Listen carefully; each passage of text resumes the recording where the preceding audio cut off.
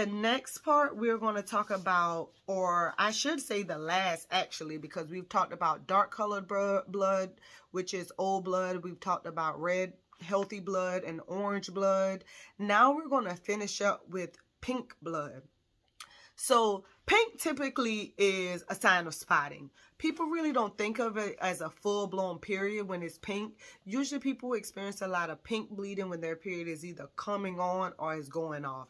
It's an indication of a light flow. Like, okay, my period isn't heavy right now, it's light. So it's more of a pink blood. And that's really healthy and really normal for it when it first comes on, it to be a lighter red color than it would be than when you're in a heavy flow. It could still be fresh menstrual blood, it's just very light flow, so it comes off as a more pinkish color than red. However, if you see that you only have pink blood even a day into your period, so like I was explaining just now, you may see that your period comes on light, pinkish, goes red, and then goes off light, back to pinkish again.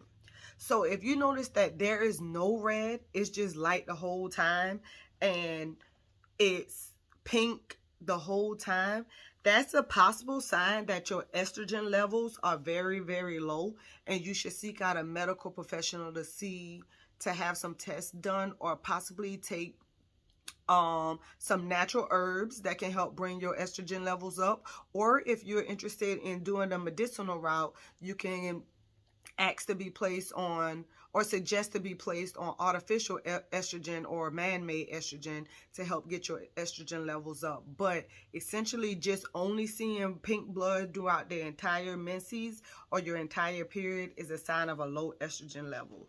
Also, women who work out a lot, who weightlift a lot, who do a lot of cardio, not necessarily more flexibility things like yoga or Pilates, but women who have a more strenuous workout routine, notice that they have only pink blood during their periods, and it's not really a heavy flow. And so that could be, I wouldn't say normal, but that is common and healthy for women who work out a lot to not really bleed a lot.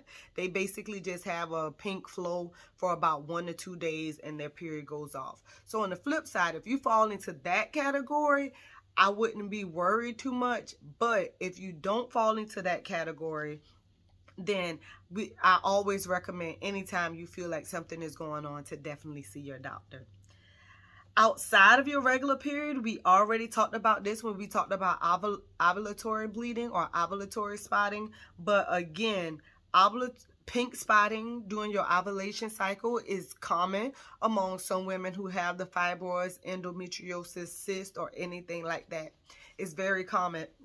It's very common. So outside of your regular period, we already talked about ovulatory bleeding earlier in this episode, so I won't go into a lot more detail about it. But again, if you see pink spotting during your ovulation phase, some women do have that, and that's normal for those women to have that.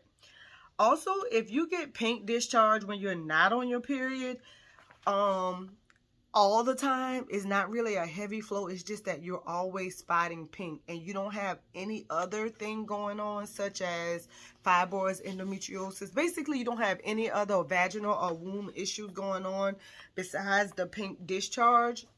Then you should, it's an early sign of cervical cancer. So you should definitely seek out a doctor or seek out your OB/GYN to say, hey, I'm spotting all the time. I don't know what's going on, but I tend to be spotting all the time. That is a sign of cervical cancer. So it's very important to get checked out by your healthcare provider.